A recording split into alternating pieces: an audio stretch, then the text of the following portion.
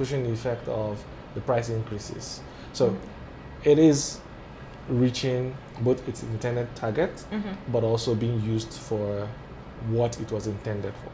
Yeah. Yeah. Okay.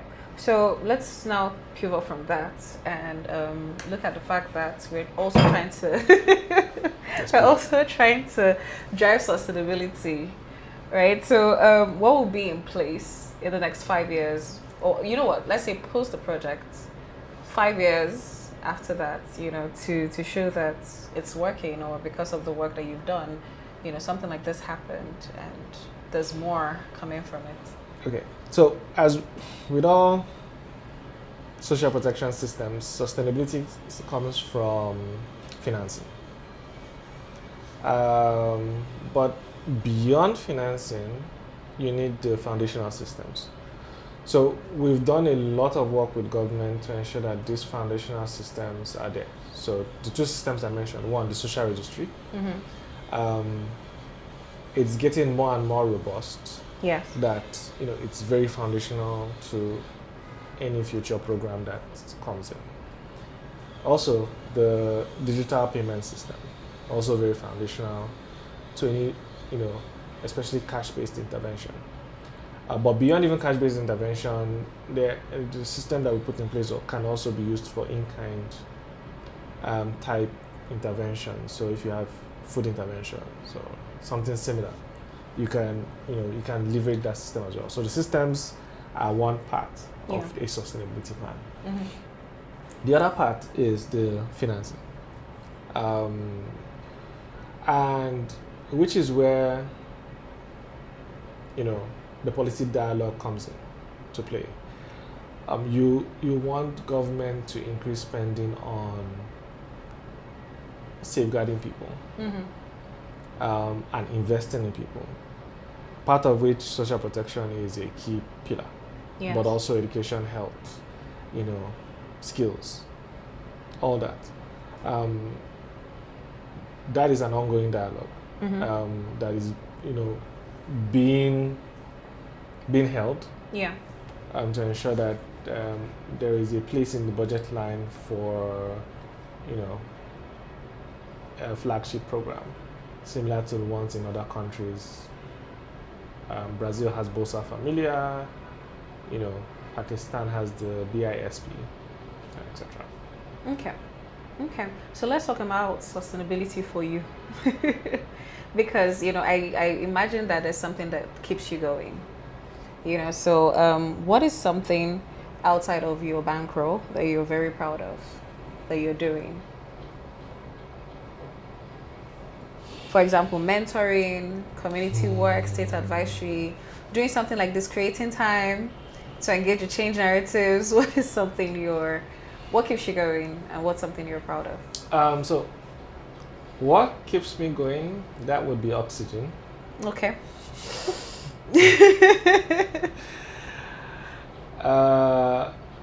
Frankly, I try not to think too much about life goals and all these things. Of course. I really don't. But look, outside bank work, I do try to engage in, like you say, it really brings me great joy when I see other people succeed, right?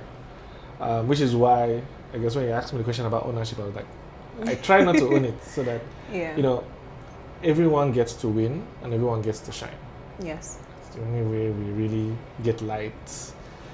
And I know that sounds very corny, but it's really true. But, beyond the interaction with people and ensuring that,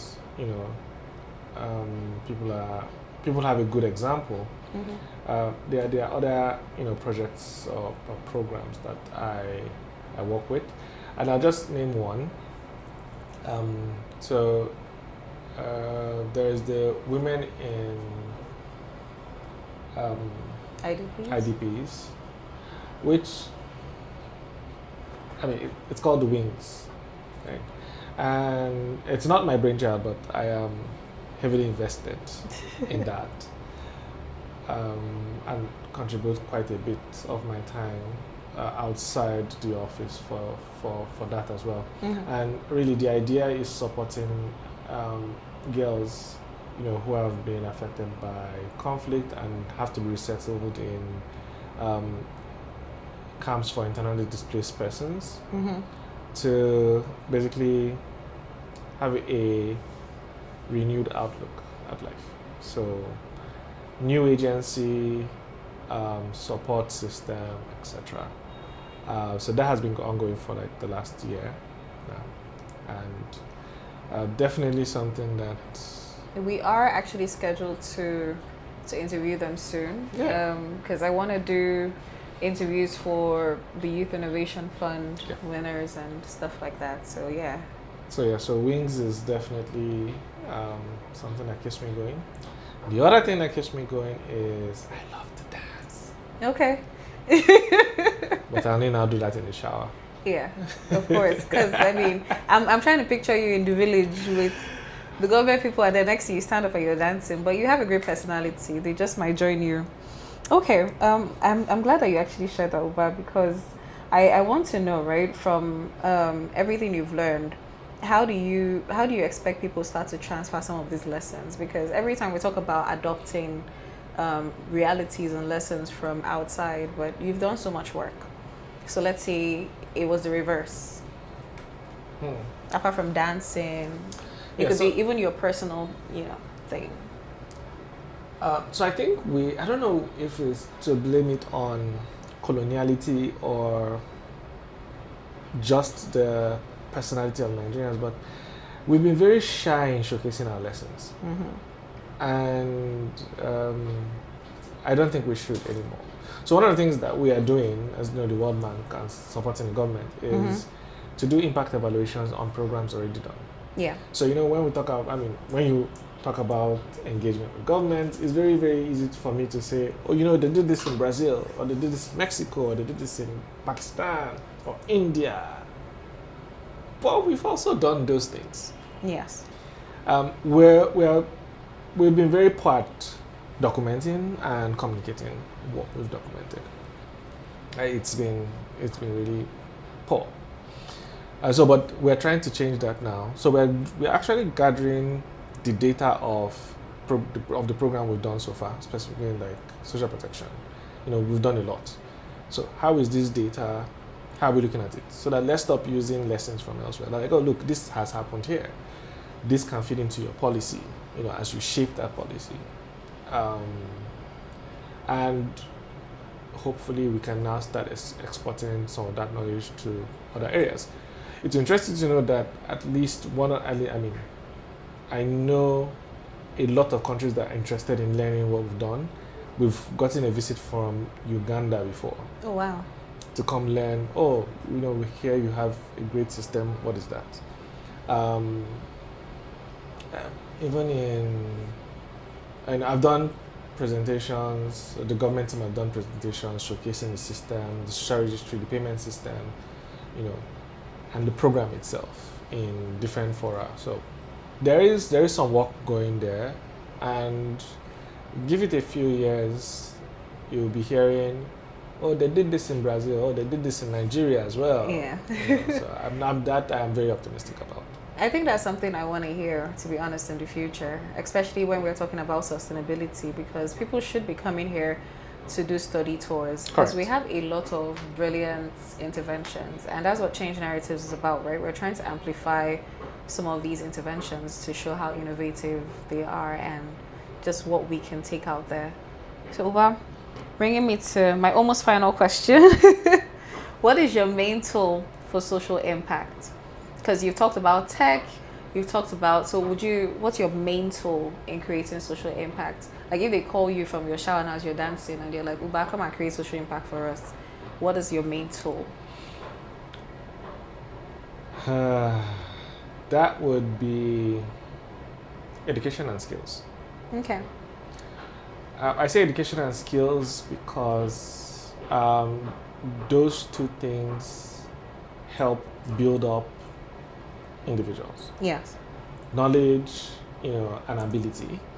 And knowledge and ability helps with confidence and agency. And once that agency is there per individual, you've changed the person. By so doing, you've changed the community. Yeah. So like that would be my baseline for any social change interventions. Everything else sort of support those things. Okay. You know, Okay. social protection to ensure that they're able to, get that capacity building, or get to access that capacity building activity. Yeah, but education and skills building. So let's go back to the personal side of things again. So you know how when I was a kid, you could see things like, oh, if you could be Lagos governor for one day, if you could be the president for one day, is there a position that you feel you could occupy and make certain decisions? Like if this is hypothetically speaking. So what is one position? God. Okay, so if you were God, what would you do first?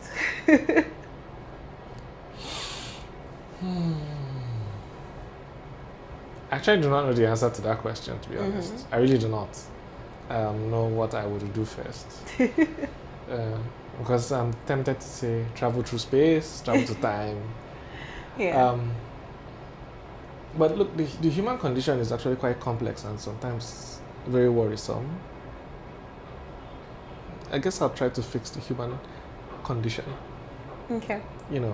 And that means plenty things, but yeah, that's how simply I can put it. Fix the human condition. The human condition into what would you be focusing on? That's why I say it's a lot of things. Okay. Right, in one.